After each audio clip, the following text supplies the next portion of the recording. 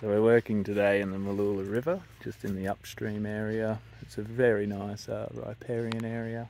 As you can see, that's been revegetated about 10 to 15 years ago.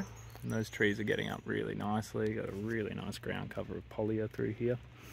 We're just going through getting your common weedy species like your little Calesia repens, Tradescantia, all those soft herbaceous things that still cause an impact.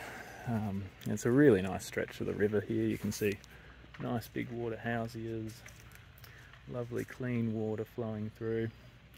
I mean, it was probably a bit different when those floods came through, but it's cleaned up really nicely. I found tusk frogs down in the creek there, Adelotus brevis, quite a big population of them, and they're really cool. Only species in the Adelotus genus, I think, and yeah, the males have these big tusks which they use for fighting between each other during the courting season, but today's frog is just ridiculous. So yeah, this is just amazing find. I've found one of these once about 8 years ago up at Walker's Creek in Mullaney. I had no idea what it was, sent the pictures through to the local frog expert, and it was quite a big deal back then. And this one's going to be a big deal as well because it's a really big one, so it's big breeding size one, which is just awesome to see. I looked them up on iNaturalist, and yeah, the local observations of about 10 k's that way, 10 k's that way, 10 k's that way, so I don't want to jinx myself, but I think this could be one of the first finds of this species in the Mooloolah River system, at least for a while. And I should just say it's an internationally endangered species according to the IUCN. It's also listed as endangered on the EPBC. Only found between New South Wales and southeast Queensland. Very small distribution, needs these really nice riparian areas. And it's also been decimated by chytrid fungus, which is a disease, a fungus that affects the skin and the ability of frogs to breathe through their skin all around the world. It's a really horrible thing that's happening all around the world. So I won't touch this one, I'll just show you using a little bit of a plant. But yeah, without further ado, this is our giant barred frog. So they're called a barred frog because of those bars along the back there. I should say it's Myxophis iteratus. And they have these really awesome hands, like big claws, which I guess would be for moving material. They might be excavating material. They've got this really cool thing where they'll lay their eggs in the water, and then the female will kick the eggs out up onto the muddy banks and the wet rocks, and those eggs will adhere to those slippery muddy banks, and then when the tadpoles hatch, they'll just fall into the water. So it's a really cool anti-predation sort of strategy there.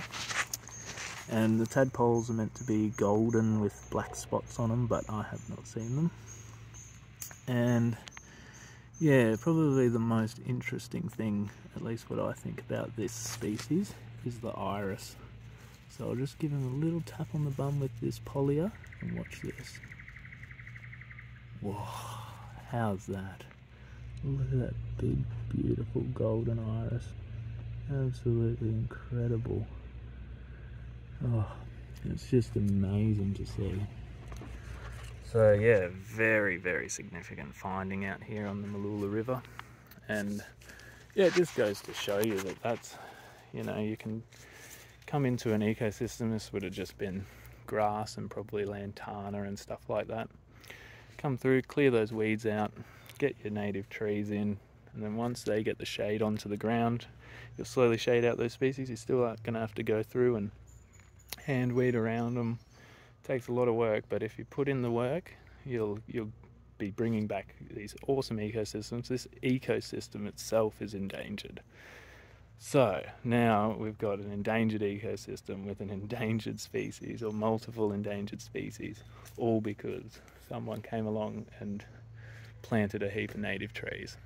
So it's just a beautiful way of describing how you can go out into your backyard, wherever you are, plant some native trees, try and establish a bit of an ecosystem.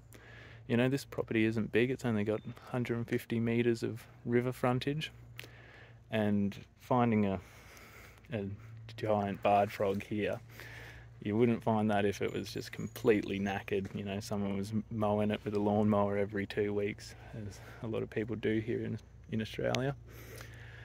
And yeah, it's just really encouraging, you know, like a find like this keeps you in the environmental sector for many years. I'm not going to come down off this high for quite some time. And yeah, it's just absolutely amazing. But yeah, I think my next find, I guess, will have to be the platypus frog, or the gastric brooding frog, which has been presumed to be extinct for about 40 years. So maybe I'll have to put a bit more time into finding that for the next one, because I don't think I can overcome this one. Anyway, get out there, get amongst it, and all the best.